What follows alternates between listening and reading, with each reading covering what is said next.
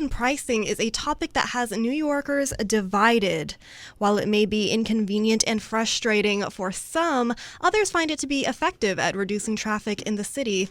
Here to speak on the topic is Aaron Shavel. Aaron is a local civil engineer who spent over a decade on MTA infrastructure construction and is now a policy fellow for the Alliance for Innovation and Infrastructure. Hi, Aaron. Thank you for joining us today.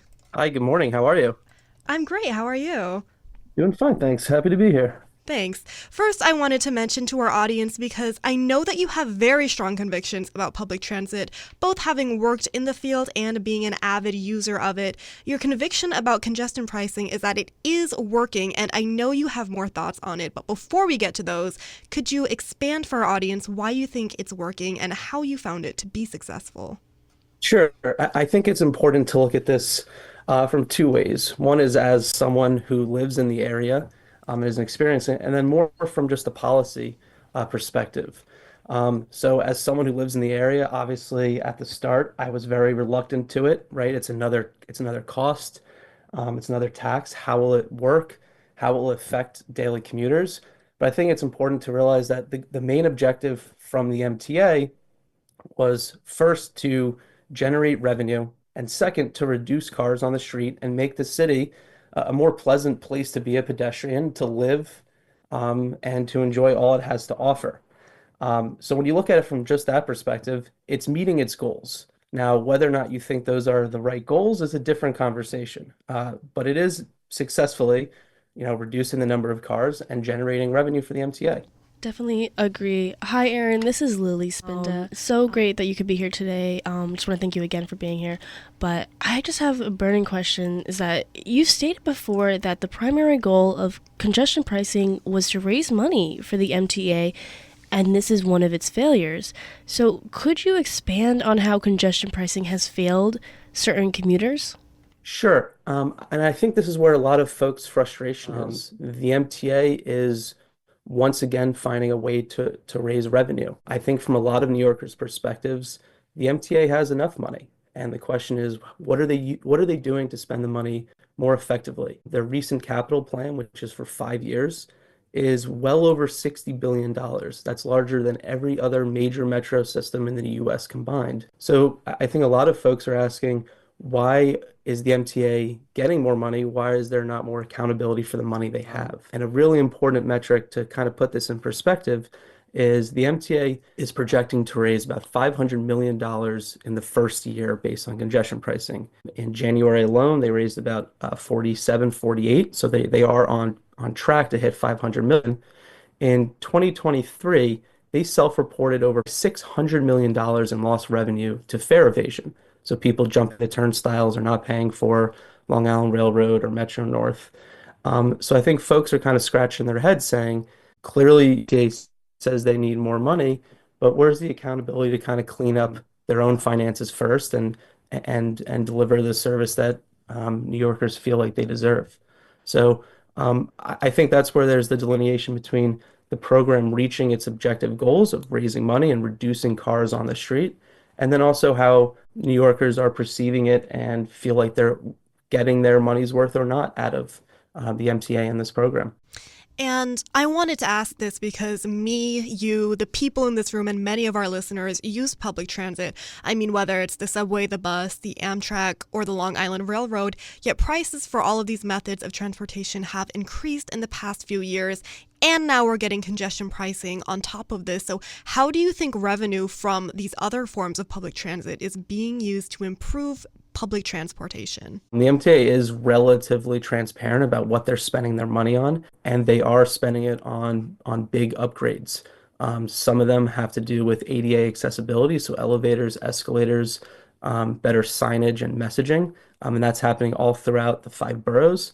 On Long Island, there was the completion of the third track project, so additional capacity to the main line, so it runs right through, the Hempstead line, additional stations and upgrades there. So they are spending money on increasing service, reliability. There's new cars on Long Island Railroad, New York City Transit, and then I also believe Metro North is getting new trains as well. So the MTA is spending the money. The question is, are they spending it well? I mean, they keep asking for more and more and more. That raises a really good point that the MTA and everyone is spending money on certain transportations.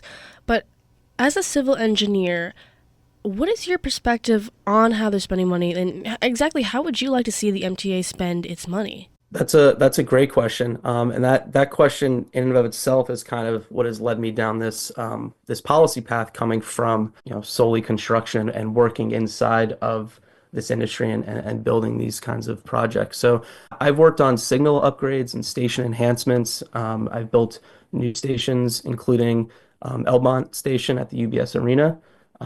Go Islanders! So I've kind of seen all different components of it.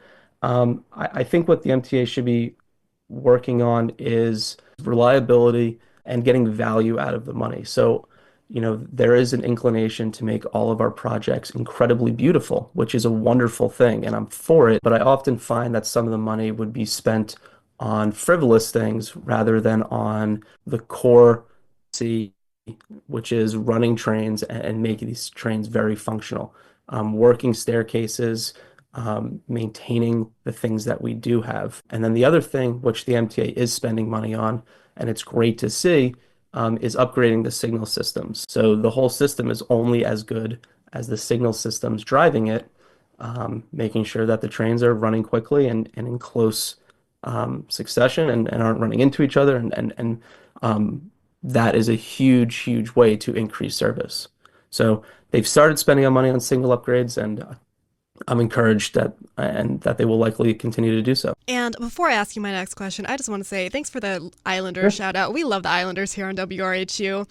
Of course, But I wanted to ask they're because making a nice little push here.